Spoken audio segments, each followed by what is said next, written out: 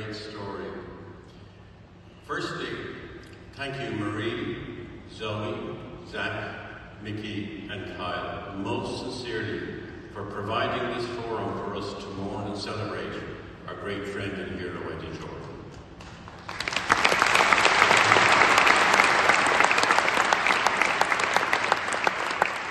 What a privilege it was, an honour for Michael and I to be his friend for 50 years. And what fun too. He enlivened and enriched our lives beyond measure, and many others as well. My micro part of the Eddie Jordan story is that he asked me to give him a hand to look after his former Atlantic March 74B. This was the year 1977. I was not racing that year, so I had a bit of time. And I did that work in the evenings and weekends and all that stuff with James Woods and Liam Nevin. And they're here with us this evening, and we've been pals ever since. And that's the way Eddie was. He did things that changed our lives forever. And it's great to have Liam and Jim Woods with us here today. In 1977, Marlborough appeared on the horizon in Dublin, and Eddie jockeyed for a position to gain support with Graham Logan and George Macken, who ran the Marlborough World Championship program. I mean, Eddie at this stage was working in Bank of Ireland in Camden Street, but maybe I should say employed by the Bank of Ireland in Camden Street, because from 2 o'clock most afternoons he had the evening press in front of him in the bank, monopolising 2 of their 4 phone lines. I know that's hard to believe these days, but they were important then, and he was buying and selling cars. And this was to pay for his racing program, because a rebuild on the March cost on the engine cost £3,000 at the time, which was more than his annual salary. So he needed to supplement in some way. I mean, he was amazingly energetic, hardworking, and fiendishly clever as a commercial operator. He could land sponsors out of nowhere, and sometimes the left and right hand side of his cars may have different sponsors on them. I mean, did Marlborough sit well with Tom Hogan freezer meats? He certainly thought so.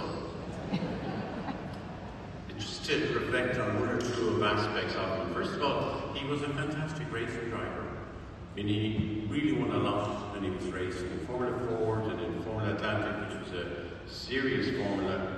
And he was very competitive when he came to England to run in Formula 3, even though he was probably a bit too old for that role. But he was a fantastic racing driver. But the one aspect I'd like to talk about maybe is that he was a trailblazer, insofar as he was the first Southern Irish Formula 4 driver to go to England and try his chances. And he went to the Formula 4 Festival in Snetterton in 1974, way out in the wilds of Norfolk, and continued then in 75, and really going quite well until he had a bad accident. But that year, 1975, even though he finished in hospital, was an inspiration to Derek Daly and David Kennedy, with the support of John Hines, to go to England in 1976 and really have a fantastic year. Derek Daly and David Kennedy that year in 1976, winning the festival, winning the RAC Championship. And then followed on another surge in Michael Rowe, Kenny Atchison and Tommy Byrne, who followed him. But Eddie was the trailblazer. He was the first one to go and take his chances in England. Derek McMahon from Milford and Donegal was very instrumental in Eddie's early career, having managed to get Derek Daly into a winning position in the Formula 3 Championship in 1977, and then to go on to Formula 1 a mere 13 months after winning the Formula Ford Festival. Like, Derek McMahon was really instrumental in helping that Irish group coming to England. Derek McMahon then ran Bernard Devaney, Stefan Johansson and Eddie Jordan in 79 and 1980, and Eddie took over the management of the team in 1980, and then it morphed into being Eddie Jordan Racing later on in 1981. So, I mean, one aspect I think that's worth reflecting as well is that Eddie was a great man for hands across the border in Ireland in the late 70s and 80s. And that was a difficult time in Ireland. And there were the troubles, as we call them.